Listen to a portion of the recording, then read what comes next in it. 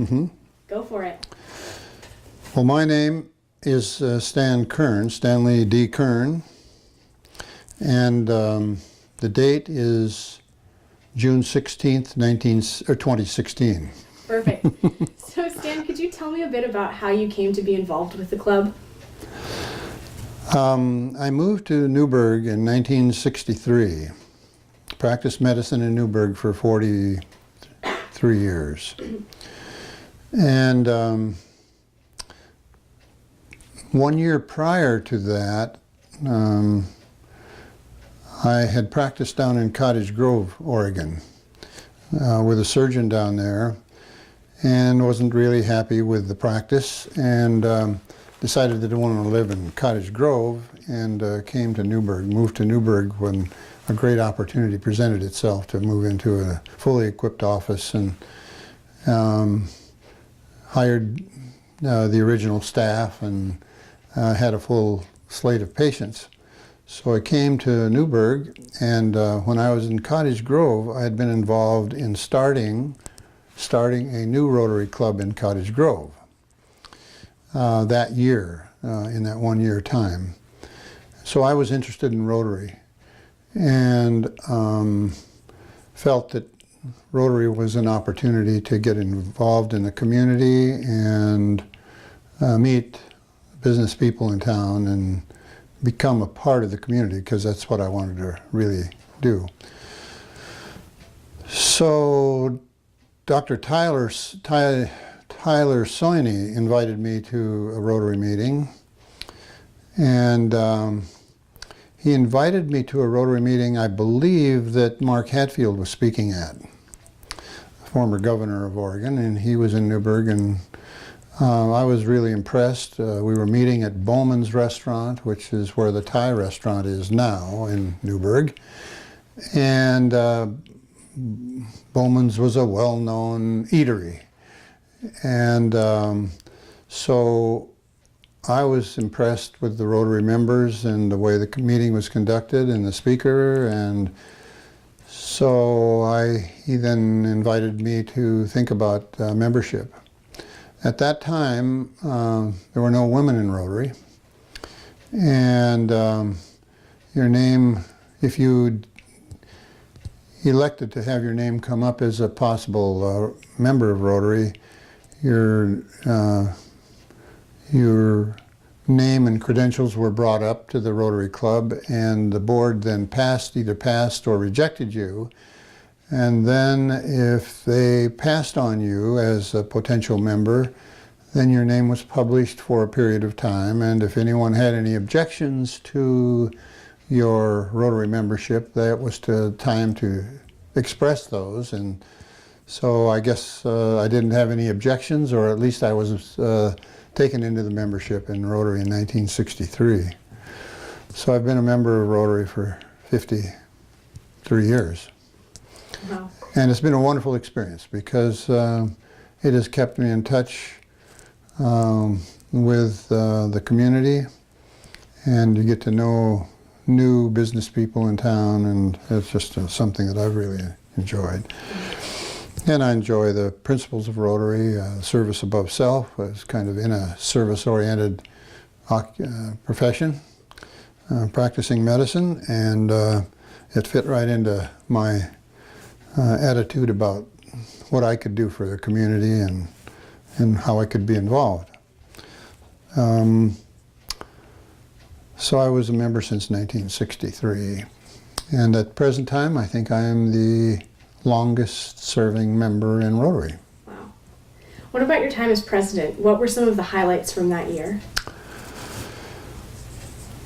Well, each year there is an installation banquet, and now it's being held, at wineries or in nice restaurants and or facilities, George Fox dining facilities, or wherever it can be held.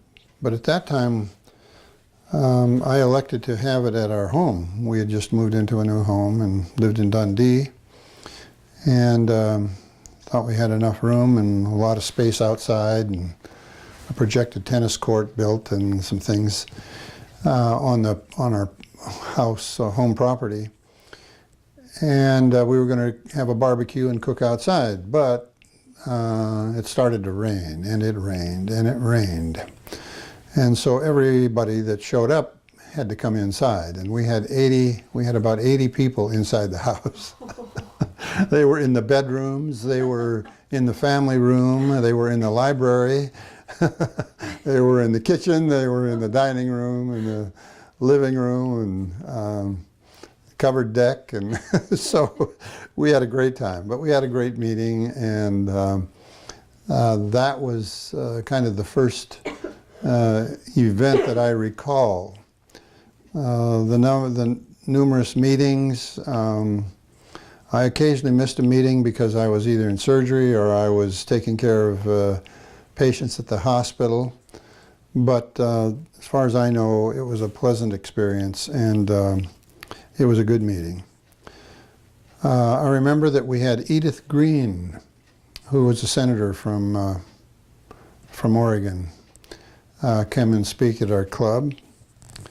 I also remember on one occasion one of our members had an acute myocardial infarction and passed out while we were singing the national anthem. God bless it. Star Spangled Banner, actually. We used to sing God Bless America. That was the song we used to sing. And that was before opening of every meeting, and we had prayer before every meeting, and we sang the God Bless America. We used to pride ourselves in our singing because there weren't a lot of clubs that were doing that. But so people would sing parts, and it sounded good. Those were some of the, and I remember I gave CPR to the fellow who fell on the floor, and he was the owner of a shoe store here in town. His name was Ted Reschke. I was thinking about that, and got him to the hospital, and he survived and lived on for some time afterwards. But he actually ended up with an acute myocardial infarction. And it was kind of an interesting process. It kind of broke up our meeting. But those were, we had, I'd have to go through and see what the speakers were, but we had some interesting speakers. And I see here that the Rotary officers, only 2 of the 6 are still surviving at this time. And they are getting up in years. Those would be a couple of things that I remember as events in the year. I do remember starting the Rotary auction, being involved in starting our Rotary auction. We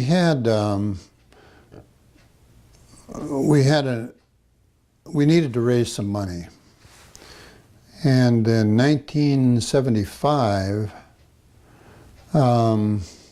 we weren't talking about a lot. We weren't talking about a lot of money, but we were still involved actively in projects in the community and building parks, and we built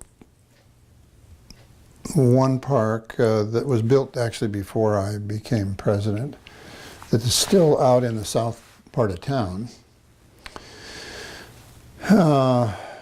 But the maintenance of those parks and that required some ongoing, expenses. It required some money to meet the expenses.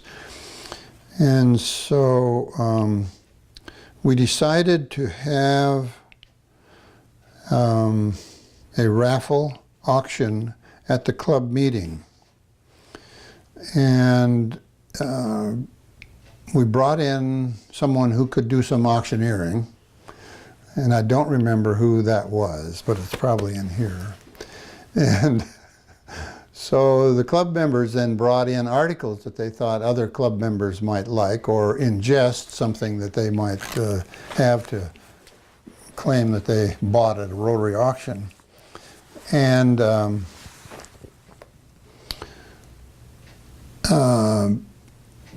that was actually the beginning of that. And then that was successful. I see we raised $460. And that was the beginning of what turned out to be then a larger auction, and then we would move to a larger facility until today, the last Rotary auction, we had raised $160,000. But that was the meager beginnings of an attempt to raise some money. I remember, I guess I can quote this incident. This was in the days before women were in the club, and we had a pumpkin contest. And it was, members would raise pumpkins, and the largest pumpkin would of course get a prize and be fined for probably untoward ways that he used, fertilizers and things that he used to raise his pumpkin, or had help in raising his pumpkins. But the pumpkins were fairly large, so everybody brought the pumpkins that they had raised and brought them into the meeting place where we were meeting, the basement of this Bowman's restaurant. It was hard to get those pumpkins down because some of them weighed 200 pounds, and it was downstairs. So we brought the pumpkins there, and somebody suggested that I do a circumcision on the pumpkin stem. So I did perform a circumcision on the pumpkin stem of one of the pumpkins during one meeting. We wouldn't do that today, of course, because I think it would be in bad taste. But we had a good time, and I do remember that. Just a lot of fun. We had a lot of fun. What about some of the projects? You mentioned building some parks. Were there other projects that you guys did? You know, I don't really remember what they were. We did have the pancake project, pancake breakfast project. In those days, it was called the Berrien Festival. It wasn't called the old-fashioned festival days like they have now. And we used that as a money raiser for the project, and it was a much smaller. I'm trying to think actually where it was. We had the pancake breakfast. We also had a project for raising money. We had a hamburger stand at the St. Paul Rodeo. And we did that for several years. Would sell hamburgers, and we had a trailer there, and would cook hamburgers, and everybody, of course, volunteered and donated their time and getting the thing ready, and then serving hamburgers during the usually July 2, 3, and 4 of the St. Paul Rodeo. But that was a little bit cumbersome, and so we didn't really continue that. But I know we did do that for a fundraiser. Other projects that we had, we did have some projects down at Hoover Park, just cleaning up Hoover Park, which is down in the valley there. Used to be where the old swimming pool was there, and we did work around there. I'd have to kind of think about that. Yeah. Do you remember any international work? Did you have any international connections when you were president? Let me think.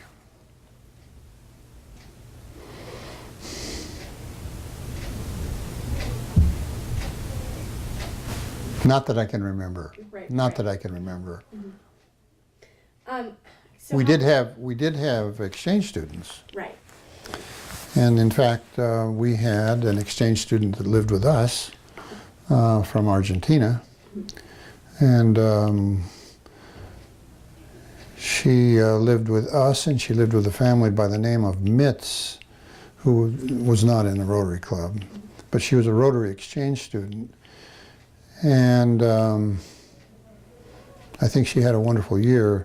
We had 4 children at home, and she was right the same age as our children. So, in fact, then we did go down to Argentina a few years ago and have kept in contact with her over these 40 plus years. Wow. And we were down there to meet her family and spend a little time with her. She became a teacher and lived in a small community in central Argentina, La Pampa area. And her name was Maria Aguirre, D. Aguirre. And she, I think, has always wanted to come back and live either in Canada or the United States. And so she's returned several times, and we've hosted her, and really enjoyed getting to meet her family and all. But she was just here within the last month. Wow. And she visited and stayed with us and stayed with our family. We are fortunate to have 3 of our children who live here in town and their families. And she was pleased to be spending time with them. They're like sisters and brothers. Yeah. And she is now in Canada, but is planning to come back and spend a little more time here before she goes back to Argentina. Yeah. So that was, yes, we did have Rotary exchange students. Those I do remember. Great. How would you say that Rotary has come to impact you, or what does it mean to you today?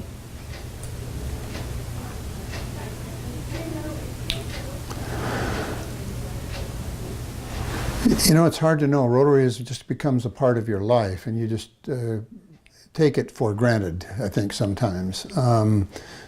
The idea of service in Rotary is big, and if you look at people who are members of Rotary, they are involved in service projects in the community and internationally. So, in the medical profession, service is a big thing. I mean, that's what you do. It's providing service to people who are in need of your medical care. And so it fits right into a physician's work ethic. And I think the big thing about Rotary has been that it keeps you in contact with people in communities our size who are involved in business and active in the community and doing things that benefit the community. And so it seems like a natural service. It just is the fulfillment of years in the club. So I think Paul Harris did a good job when he founded the Rotary clubs in Chicago based on service above self. And I think if you know Rotarians, that's the way they are. They view themselves as not as important as what they can do and provide for the community and for the community they live in and the people that they serve. So I think that motto becomes a part of your life. You don't really think about it. I mean, you're not thinking, oh, yeah, I'm a Rotarian, I'm going to provide service. But that's just the way you view things when an opportunity comes. So that probably is the most important part of being a Rotarian for me. I think other service clubs have the same idea, but I don't think it's to the same extent that we emphasize service to others as we do in Rotary. Mm-hmm. Do you have any advice for future Rotarians?